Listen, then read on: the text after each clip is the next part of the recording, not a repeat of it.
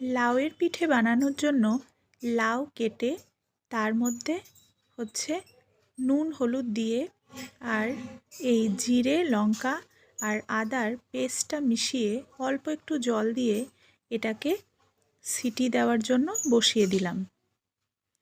যখন লাউটা সিদ্ধ হয়ে গেল তখন এই যে এই ম্যাশারটা দিয়ে এটাকে ম্যাশ করব।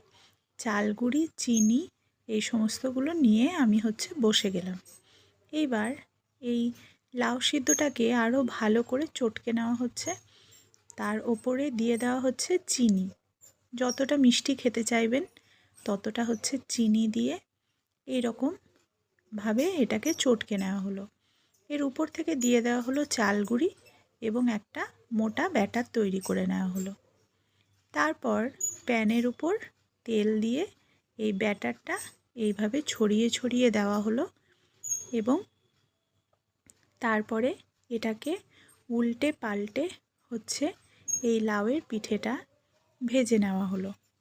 তো আপনাদেরকে অত ডিটেলসে দেখাতে পারলাম না, কিন্তু কি কি দিয়েছি মোটামুটি বলে দিয়েছি।